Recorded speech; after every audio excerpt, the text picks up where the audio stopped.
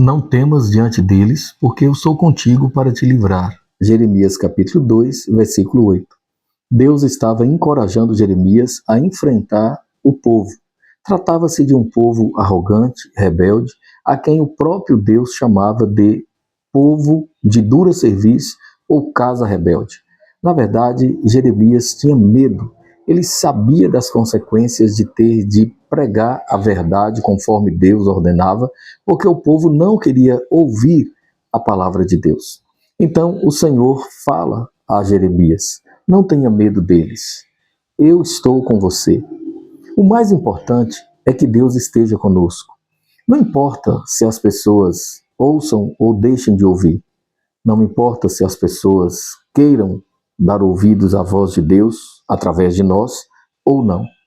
Nós devemos apenas cumprir o nosso dever de proclamar a palavra de Deus. O pregador do Evangelho é aquela pessoa que tem diante de si a missão de levar a palavra de Deus aos ouvintes, ainda que estes não estejam dispostos a obedecer à voz do Senhor. A Bíblia ensina que a palavra de Deus jamais volta vazia. E Jesus diz: a mesma palavra que salva, condena.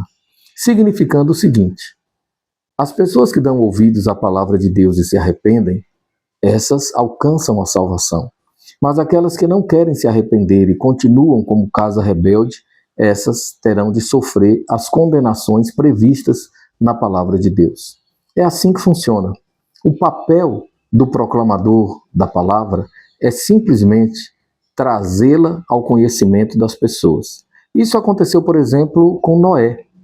Durante muitos anos, Noé pregou ao povo para que houvesse arrependimento. Infelizmente, porém, o povo não quisera arrepender-se. Deus ordenou a Noé que continuasse pregando até o último dia, e assim ele fez. Finalmente, Noé e sua família dentro da arca, Deus envia chuvas, envia águas do subsolo, dos lençóis freáticos, e o povo percebe que a destruição era certa e garantida. Aí o povo demonstra um aparente arrependimento. Na verdade, não era nem arrependimento. Era mais um medo, um remorso, alguma coisa assim. Não adiantou. Deus tinha mandado um anjo fechar a porta da arca por fora. Assim também em nossos dias, porque Jesus diz o seguinte: como nos dias de Noé comiam, bebiam, casavam-se, davam-se em casamento, construíam, também será na vinda do Filho do Homem. As pessoas terão uma vida normal, entre aspas, um cotidiano absolutamente semelhante ao cotidiano dos dias de Noé. Tudo transcorrerá dentro de uma certa normalidade, ou dentro de um novo normal, como alguns gostam de dizer. E aí virá o Filho do Homem. Quando ninguém espera, ele surgirá entre as nuvens, trazendo juízo e justiça para os moradores da terra. O profeta Isaías, em seu pequeno Apocalipse, escreve que Deus descerá para julgar os moradores da terra. A Bíblia nos apresenta dezenas de textos a esse respeito, e Jesus é apresentado como o juiz dos vivos e dos mortos. Logo, nós precisamos dizer ao povo sobre a necessidade de arrependimento. Todos devemos nos arrepender dos nossos maus caminhos, todos devemos nos converter a Cristo, todos precisamos estar aos pés do Senhor Jesus, único mediador entre Deus e os homens, único que tem poder para salvar, único que tem autoridade para tirar pecados. Sim, porque ele derramou a sua alma na morte, a fim de que nós tenhamos a vida de Deus, a vida eterna. Todos nós precisamos confessar a Cristo como Senhor e Salvador de nossas almas. Ele mesmo disse: aquele que me confessar na presença dos homens, perante a sociedade, eu o apresentarei a meu Pai e a seus anjos que estão nos céus. Mas aquele que me rejeitar diante da sociedade, eu o rejeitarei na presença do Pai e dos seus anjos que estão nos céus. Jesus Cristo foi muito claro na sua pregação, mostrando a necessidade de arrependimento e conversão sincera. Antes de Jesus iniciar seu ministério, o seu primo, João Batista, na condição de precursor do Messias prometido, já pregava a mesma coisa e dizia: arrependam-se e creiam, porque o reino de Deus está próximo. Esta palavra continua válida para os nossos dias. Aliás, passarão os céus e a terra, mas a palavra de Deus jamais passará. Nós precisamos dar ouvidos à palavra da verdade. A Bíblia nos diz que haverá um tempo em que terão fome e sede, não de pão nem de água, mas fome e sede da palavra de Deus. E é necessário que nós busquemos o Senhor enquanto podemos achá-lo. É necessário que nós o invoquemos enquanto é possível encontrá-lo. A palavra invocar no original grego significa chamar para dentro. Assim, o profeta Isaías está dizendo o seguinte: chamem Deus para dentro de vocês. Busquem a presença de Deus. Hoje é o dia aceitável. Hoje é o dia da salvação. Nós precisamos realmente dar ouvidos à voz do Senhor, entendendo a necessidade que temos de andar conforme as prescrições do nosso Criador. Voltando ao texto do capítulo 2, versículo 8 de Jeremias, quando o Senhor encoraja o seu profeta, nós ainda temos um detalhe interessante. Não temas diante deles, porque eu sou contigo para te livrar, diz o Senhor.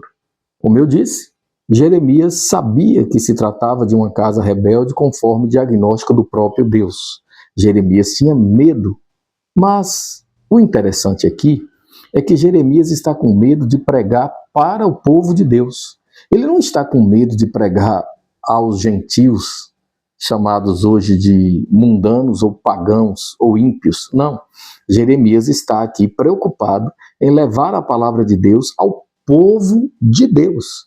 Isso também acontece em nossos dias. Inclusive, em outro texto, Jeremias diz: há ímpios no meio do povo de Deus, ou seja, pessoas que se consideram parte do povo de Deus, mas que na verdade têm um coração endurecido, uma mente cauterizada, não querem comunhão com o Espírito Santo, não buscam a Deus de verdade, não querem compromisso.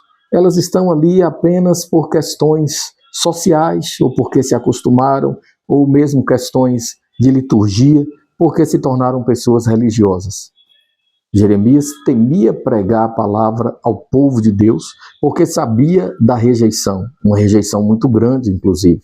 Também hoje, há muitos setores dentro da igreja ao redor do mundo, onde existe rejeição, resistência. As pessoas não querem ouvir falar sobre pecado, as pessoas não querem ouvir falar sobre a necessidade de arrependimento, as pessoas não querem ouvir falar sobre a necessidade que todos nós temos de nos convertermos dos nossos maus caminhos. E o Senhor, na primeira, ou digo melhor, no primeiro livro das Crônicas dos Reis de Israel, capítulo 7, versículo 14, ele diz assim: se o meu povo que se chama pelo meu nome se humilhar e orar e se converter dos seus maus caminhos, eu os ouvirei dos céus e perdoarei os seus pecados e sararei a sua terra.